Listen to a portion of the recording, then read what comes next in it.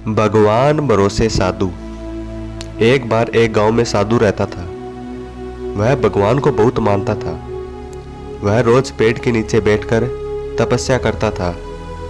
गांव के सभी लोग उसका बहुत सम्मान करते थे। फिर एक दिन गांव में भीषण बाढ़ आ गई। चारों तरफ से पानी ही पानी दिखाई दे रहा था। गांव के सभी लोग अपनी जान बचाने के लिए इधर उधर दौड़ रहे थे और वे लोग ऊंचे स्थानों की तरफ जाने लगे। इसी बीच लोगों ने देखा कि साधु बाबा पेड़ के नीचे बैठे हैं।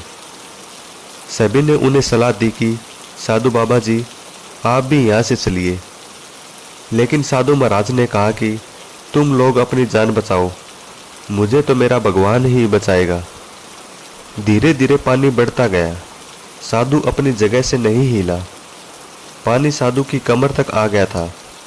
फिर इतने में ही उसके पास एक नाव आई और नाविक ने कहा, साधु महाराज, आप इस नाव में आ जाइए, मैं आपको किसी सुरक्षित स्थान पर पहुंचा दूंगा। लेकिन साधु ने फिर वहीं उत्तर दिया कि मुझे मेरा भगवान ही बचाएगा, मुझे तुम्हारी आवश्यकता नहीं है। नाव वाला भी वहां से चला गया। कुछ देर बाद बाढ़ का पानी और ज़्यादा हो गया। फिर साधु को लगा कि उसे पेड़ पर चढ़ना ही पड़ेगा।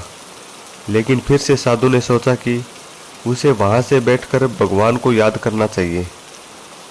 इतने में ही उसने एक हेलीकॉप्टर की आवाज़ सुनाई दी।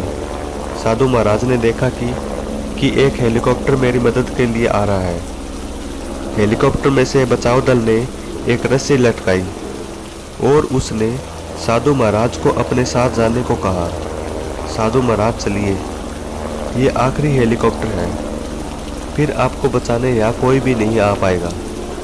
और बाढ़ का पानी बढ़ता ही जा रहा है। फिर साधु ने कहा, मैं तुम्हारे साथ नहीं आ सकता, मुझे तो मेरे भगवान ही बचाएगा, तुम जाओ।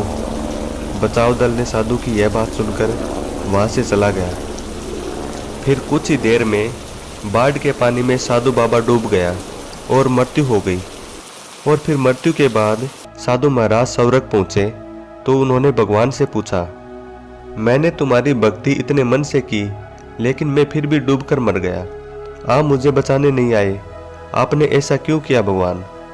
भगवान ने साधु महाराज से कहा, मैं तुम्हारी 3 बार मदद करने के लिए आया था। एक बार ग्रामीणों के रूप में आया था और एक बार नाव वालों के रूप में और तीसरी बार बचाव दल के रूप में। लेकिन तुम मुझे पहचान नहीं पाए। लेकिन यह अवसर किसी की प्रतीक्षा नहीं करता है, यह तेजी से गुजर जाता है।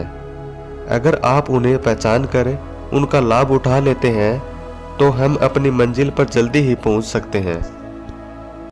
ऐसे ही मजेदार और प्रेरणादायक कहानी सुनने के लिए हमारे YouTube चैनल को सब्सक्राइब, लाइक और बेल आइकन दबाना ना भूलें।